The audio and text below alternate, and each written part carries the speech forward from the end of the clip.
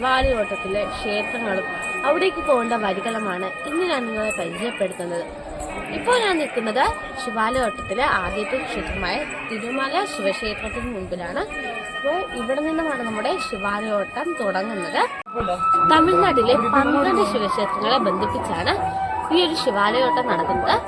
ഇപ്പോൾ ഈ ക്ഷേത്രമായ തിരുമല ക്ഷേത്രത്തിൽ നിന്നും വൈകുന്നേരം 6:30 ദീപാരാധന കഴിഞ്ഞിട്ടാണ് ഈ ഒരു ശിവാലയോട്ടം ആരംഭിക്കുന്നത്. നാളെ വൈകുന്നേരം 6:30 ദീപാരാധനയ്ക്ക് മുമ്പ് ശിവാലയോട്ടത്തിലെ 12ാമത്തെ ക്ഷേത്രമായ തിരുനട്ടാലം ക്ഷേത്രത്തിൽ എത്തിച്ചേരണമെന്നാണ് ശിവാലയോട്ടത്തിന്റെ ആചാരം. തിരുവനന്തപുരം കന്യാകുമാരി ദേശീയപാതയിൽ കുരുത്തുറയിൽ നിന്നും വലത്തേക്ക് തിരിഞ്ഞ് 7 കിലോമീറ്റർ സഞ്ചരിച്ചാൽ നമുക്ക് ശിവാലയോട്ടത്തിലെ 1ാമത്തെ ക്ഷേത്രമായ തിരുമല മഹാദേവ ക്ഷേത്രത്തിൽ എത്തിച്ചേരാൻ കഴിയും.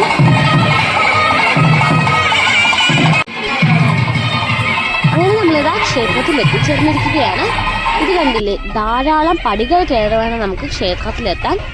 ഈ മുഞ്ചിറ തിരുമല ക്ഷേത്രം ഒരു പാറയുടെ മുകളിലാണ് സ്ഥിതി ചെയ്യുന്നത്. അതുകൊണ്ടാണ് നമുക്ക് ഇത്രയും അധികം പടികൾ കയറി ക്ഷേത്രത്തിലേക്ക് എത്തേണ്ടത്.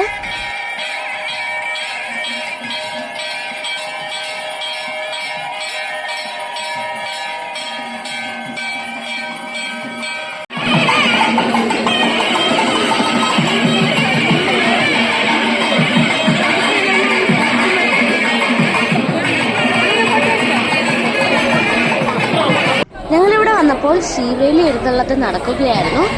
ശീവേലിക്ക് ശേഷമാണ് ദീപാരാധന. ദീപാരാധന തീരുമ്പോഴാണ് ആചാരപരമായി ശിവാലയോട്ടം ആരംഭിക്കുന്നത്.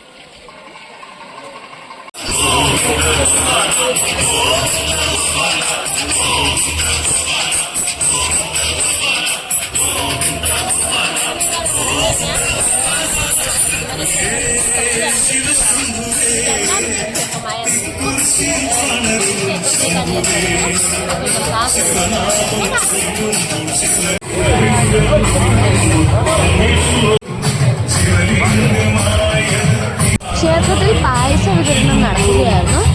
ഞങ്ങളും പായസമൊക്കെ വാങ്ങി കഴിച്ചിട്ടാണ് ഇവിടെ നിന്ന് ഇറങ്ങിയത്.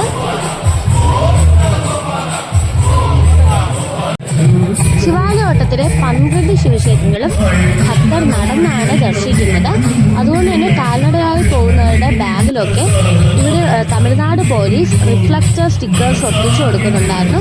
കാരണം രാത്രിയിലും ഈ റോഡിലൂടെയൊക്കെയാണ് നടന്നു പോകുന്നത്. അപ്പോൾ അപകടങ്ങളൊക്കെ ഒഴിവാക്കാൻ വേണ്ടിയിട്ടാണ് ഇങ്ങനെയുള്ള റിഫ്ലക്റ്റർ സ്റ്റിക്കേഴ്സ് അവരുടെ ബാഗിൽ പതിപ്പിക്കുന്നത്.